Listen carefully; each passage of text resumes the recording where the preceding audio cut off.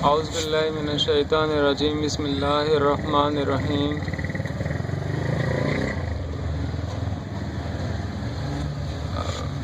میرا نام منور حسین ہے، میں ریکسر کالونی، پرانا گولی مار، نز پاک کالونی، تھانہ گارڈن کے پاس رہتا ہوں۔ کچھ باتیں آپ لوگوں سے شیئر کرنا چاہ رہا ہوں۔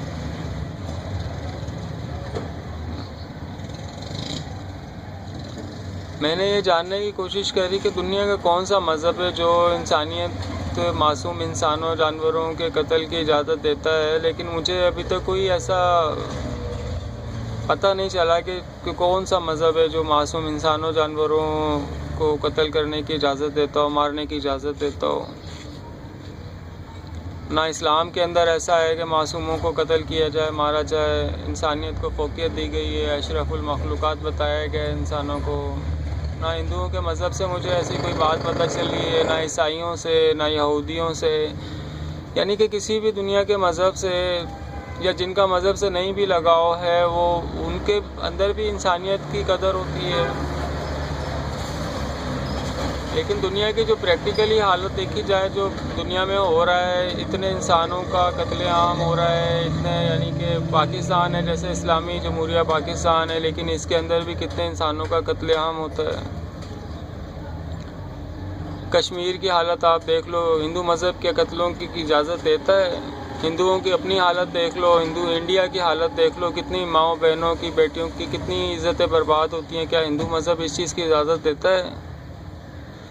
چائنا کو دیکھ لو آپ، دنیا کے ملک ہیں، امریکہ ہے یا دنیا یورپ ہے یا عرب ممالک ہیں، تو جب مذہب اس چیز کی اجازت نہیں دیتا ہے کہ انسانوں کے ساتھ کوئی برا سلوک کیا جائے، تو پھر یہ ایسا کیوں ہے؟ یہ سارا کچھ کیوں ہو رہا ہے ایسا؟ دعوے تو مذہب والے سارے پتہ نہیں کیسے کیسے کرتے ہیں، کہ ہندو دھرم والے بھی اجازت پتہ نہیں کیسے کیسے دعوے کرتے ہیں، لیکن پریکٹیکلی وہاں پہ جا کے دیکھو تو وہاں پہ عوام کی کیا صورتحال ہے، غریبوں کی کیا صورتحال ہے، کس حالت میں غریب وہاں پہ رہ رہے ہیں۔ پاکستان کو دیکھ لو کس حالت میں رہ رہے ہیں۔ میرا اپنا علاقہ ہے، یہاں پہ پینے کے لیے جو ہے وہ کبھی تو لائن میں گندا گٹر کا پانی آتا ہے، کبھی اس میں دوسرا پانی مکس ہو کے آتا ہے۔ بجلی کی حالت جو ہے اس کو دیکھ لو آپ، کاروباری حالات ہیں اس کو آپ دیکھ لو۔ تو یہ سارا جو ہے مذہب کی باتیں تو ساری لوگ ہی پتہ نہیں کیسی کیسی باتیں کرتے ہیں، لیکن حقیقت میں کیا ہو رہا ہے؟ یہ سب ایسا کیوں ہے؟ کس لیے؟ قومی اسمبلی میں پاکستان کی دیکھ لو تو جی وہ جناب ساری پارٹیوں کے لوگ ہی بیٹھے ہوئے ہوں گے، کوئی نہ کوئی تعلق رکھنے والا کوئی نہ کوئی تو ہوتا ہی ہوتا ہے۔ کبھی کوئی یہاں پہ ہمارے علاقے میں وہ جی اے بھٹو والے بھی ملیں گے، تو جی اے نواز شریف والے بھی، جی اے عمران خان والے بھی، جی اے الطاف حسین والے بھی، جی اے مصطفیٰ کمال والے بھی ہیں، اور جو اپنے آپ کو مسلمان کہتے ہیں کہ جی ہم اسلام کی تبلیغ کر رہے ہیں، وہ بھی ملیں گے۔ لیکن جو حالت ہے علاقے کی، وہ گندا پانی پینے کے لیے سپلائی ہوتا ہے سب کو، اور جو سب کو کہتے ہیں کہ جی ایسا ہے ویسا ہے، وہ قومی اسمبلی میں تو سارے وہاں پہ اکٹھے بیٹھے ہوئے ہوتے ہیں، وہاں پہ تو وہ لوگ سارے اکٹھے چائے بھی پی رہے ہوتے ہیں، تو پانی بھی پی رہے ہوتے ہیں، اور فوج ان کی حفاظت کر رہی ہوتی ہے، اور عوام جو ہے وہ رول رہی ہے۔ عوام جو ہے وہ گندا پانی پینے پہ مجبور ہے، تو وہ بجلی کے حالات اور کاروباری حالات، ان سب چیزوں کے اندر ہی غریب تو پھنسا ہوا ہے۔ ایک غریب آدمی جو ہے وہ ساری زندگی پیسے جمع کرتا ہے، مزدوری کرتا ہے، کوشش کرتا ہے کہ کوئی چھوٹا سا گھر بنا لے۔ جب وہ چھوٹا سا گھر بنا لیتا ہے تو پتہ چلتا ہے کہ چند سالوں کے اندر وہ گورنمنٹ والے جب سڑکیں بناتے ہیں، اونچی کرتے ہیں، کوئی پلاننگ نہیں، کوئی کچھ نہیں، لوگوں کے گھروں کو زمینوں میں دفن کر دیتے ہیں۔ اس غریب نے، جس نے ساری زندگی تھوڑے تھوڑے پیسے جوڑے، تھوڑے تھوڑے پیسے جمع کیے، اس نے اپنا ایک چھوٹا سا گھر بنا لیا، تو اس کے گھر کو اٹھا کے جو ہے وہ زمین کے اندر دھنسا کے رکھ دیا۔ یہ کون سی پلاننگ ہو رہی ہے؟ کون سے طریقے سے کام ہو رہا ہے؟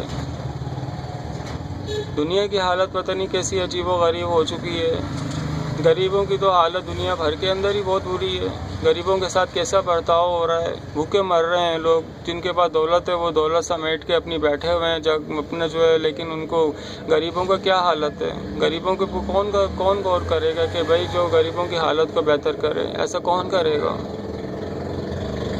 کوئی تو طریقہ کار ہونا چاہیے. یہ اتنا دنیا کے اندر نام ہوتا ہے کہ جی کون کون سی ڈگریوں والے لوگ موجود ہیں, کون کون سے مذہب والے لوگ موجود ہیں, اور کون کون سے انسانیت کے نعرے لگانے والے لوگ موجود ہیں. تو پھر بھوکے لوگ کیوں مر رہے ہیں دنیا کے اندر اتنے؟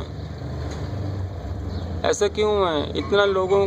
یہ جو اتنی عورتیں جو کہتے ہیں کہ جی عورت زنا کر رہی ہے یا وہ غلط کام کر رہی ہے, تو اس کو اس حالت پہ لے کے کون آیا؟ وہ زنا کرنے پہ مجبور کیوں ہوئی ہے؟ اس کو کوئی اور اچھا کاروبار کیوں نہیں دیا گیا؟ کوئی اچھا کام کیوں نہیں دیا گیا اس کو؟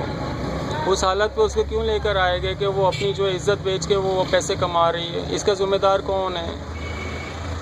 کیا اس عورت کو بولا گیا تھا کہ اللہ نے بولا ہے کہ تم زنا کرو تو تمہیں پیسے ملیں گے؟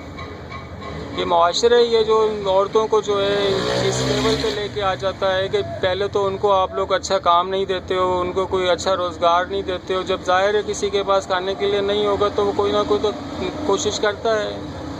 کتنے جوان کتنے جو ہے وہ پارٹیوں کے چکر میں جو ہے جناب نوکریوں کے لالچ میں جو ہے پیسوں کے لالچ میں جو ہے وہ کس طرح سے زندگیاں غریبوں کی برباد ہو رہی ہیں.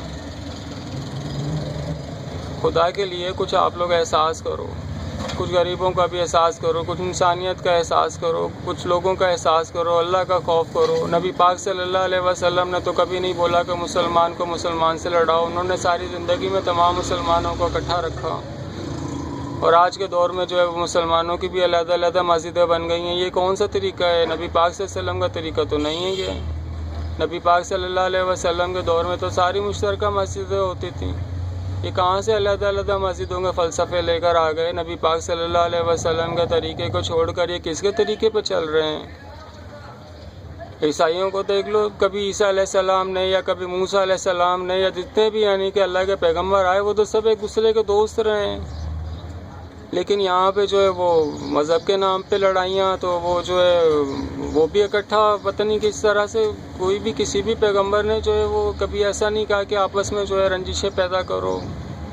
سب کا یہی سبق رہا ہے کہ آپس میں محبتیں پیدا کرو, اکٹھے رہو, اور ایک دوسرے کی جو ہے وہ خیال رکھا کرو. اللہ تعالیٰ ہم سب کو توفیق دیں کہ ہم لوگ صحیح راستے پہ چلیں. اللہ تعالیٰ ہم سب کی مشکلات آسان فرمائیں. السلام علیکم ورحمۃ اللہ وبرکاتہ.